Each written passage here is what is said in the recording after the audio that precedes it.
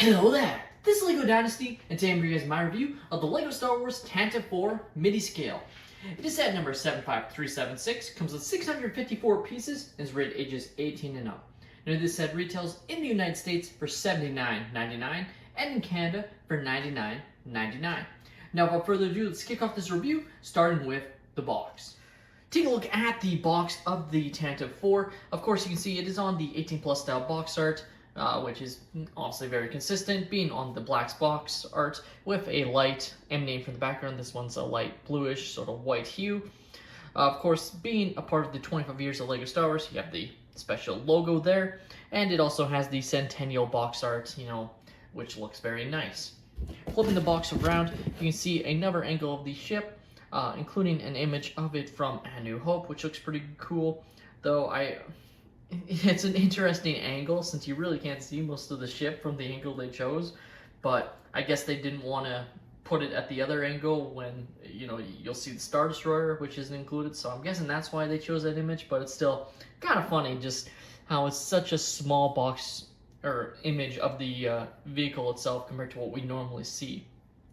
Also on the backs, we have the dimensions of the set being 32 centimeters or 15.5 inches across, and then a height of 15 centimeters or 6 inches tall from basically the base of the stand to the top of the ship, so not bad.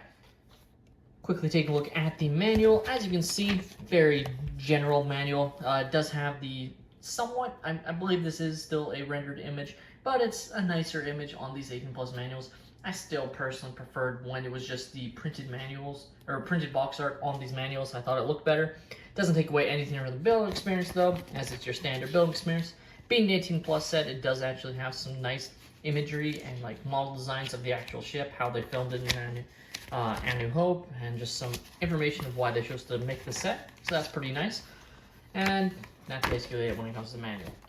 Here we have the extra pieces I was left with following the conclusion of the build. As you can see, a nice assortment of pieces here, some studs, Technic pieces, etc. Of course, also have a brick separator, which isn't technically an extra piece, but is included in the set, which is nice. So overall, just free extra LEGO here. Taking a look at the Midiscale Tantive 4, and overall, I think they did a pretty good job getting the overall look of the ship, though it does have some derpy elements, specifically at the front of the ship, that I just think just looks a little bit off, and it's just a hard ship to really master. Personally, I think this is like the worst Midiscale ship, and that includes the classic Midiscale sets we got over a decade ago with the Millennium Falcon and Star Destroyer.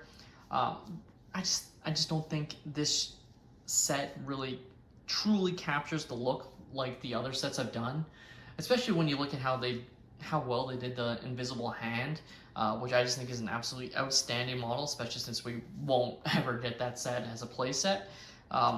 We've gotten really good play sets of the Tantive 4, and I think they should just stick with it in a play set. I just think they always tend to look a little bit better. Or in this case, I just think they do. The Tantive 4 designs have just much more superior look. Now, if you're just looking for a simple Tantive 4 design, obviously this is the only one on the market, and it does an okay job, but at its price tag is definitely expensive for what you're getting, especially since I just don't think it truly captures the look that well of the actual ship that we see in the film.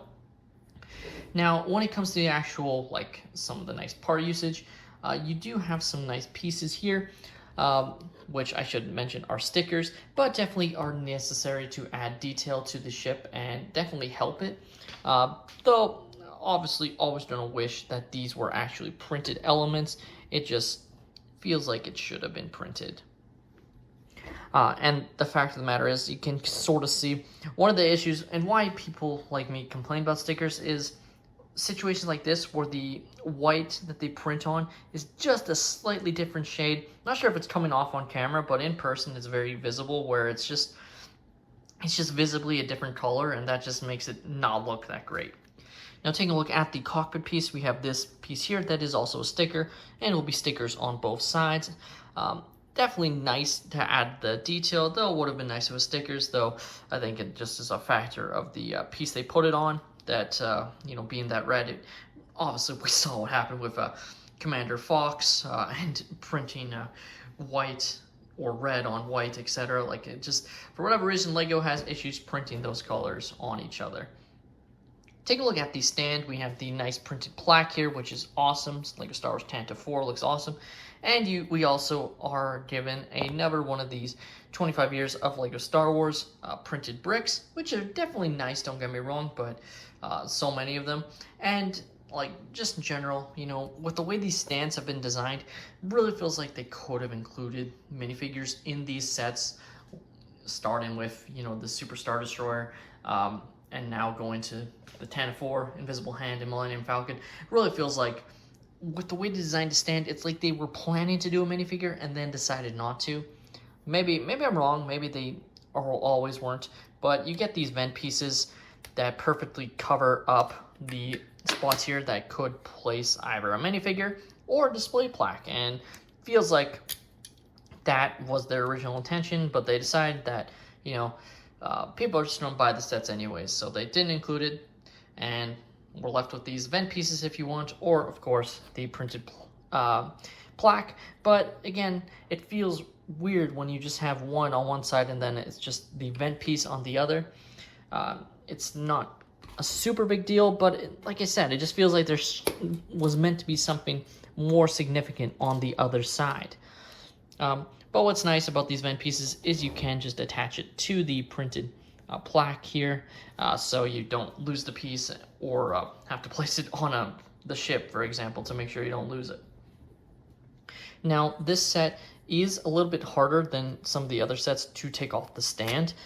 In fact, it'll just pop off the whole like brick piece here, which is fine. Like, it's not like super necessary to the stability of the set. Like, this is fine, but just something to keep in mind, that if you try and take it off, I found that this part will stay on it, but if you want to, it can lay flat without the stand, which is pretty nice, and has some decent swooshability, I have to say. Now, it is a pretty stable model overall. Like I said, like, it's very sturdy. It's not going to break on you unless you're like throw it to the ground and smash it, so that's definitely nice for the stability standpoint. There's some nice dribbling textures. You know, you have these parts here to represent the turrets of the vehicle, also on the front there and on the bottom here. As I was showing, you also have the stickers on this bottom piece here, which again, nice for that consistency. Just wish, especially these parts here were printed. I could have gone away with having to put stickers here, because I just think it has something to do with printing on red, that LEGO doesn't like to do, unless it's minifigures, of course. So in the end, like, I could get away with that, but this part here, like all of these, I think, especially since they're the same design, definitely, in my opinion, should have been actual printed pieces there. Lastly, just show off the engines, which I think are potentially my favorite part of the ship. I love the uniformity. Like, it just looks really cool from this angle, and maybe that's why they decided to show it from this angle, because I feel like the engines overall are some of the best design of the whole ship. Like, the LEGO Star Wars Tantive 4 Midiscale set is decent, especially for a Midiscale set, but to me is my least favorite Midiscale set released thus far, especially with the ones currently on the market. It's why I waited to, you know, get this set, build this set, and now finally review this set compared to the other Midiscale sets like the Invisible Hand and Millennium Falcon, and even the Executor, that I think were all superior models and are definitely a little bit more worth their price point. This one, I just think the design it just didn't work perfectly. Like, it's hard to translate, but for me, it's just the front of the set. It just looks off to me, especially when you compare it to other, like the source material. It just, I think it's just the size parts that they decided to use. It just looks off, and part of that is, you know, bringing these sets so scaled down. Like, there's going to be some, you know, aspects that have to be sacrificed, but I feel like this set alone has the most sacrifices of any Midiscale ship, and that to me makes it obviously the worst one thus far. But if you're a LEGO Star Wars original trilogy fan, or just a Star Wars fan in general, this set, you know, it looks great on display, especially next to the other Midiscale sets. If that's how you want to display them, like, then you're probably going to be wanting to pick this set up. But this is set to wait for either LEGO Double Points or for it to be on sale at another retailer of your choice, just because at its price point, it's a bit expensive for what it is.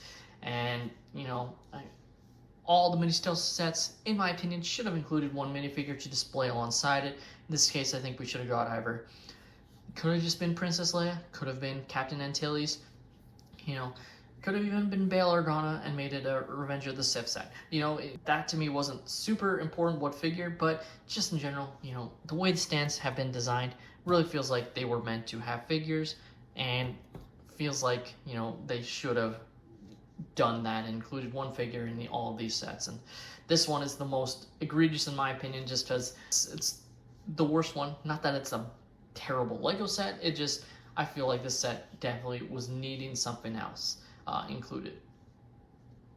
With that being said, that's all my opinion. Let me know your thoughts on the LEGO Star Wars Tantive 4 in the comments down below. Are you guys a fan of this set, or even just in general of the Midiscale lineup? Whatever Midiscale sets do you want to have released? Please let me know in the comments down below. Please leave a like and subscribe if you have enjoyed, and have a great day, everyone.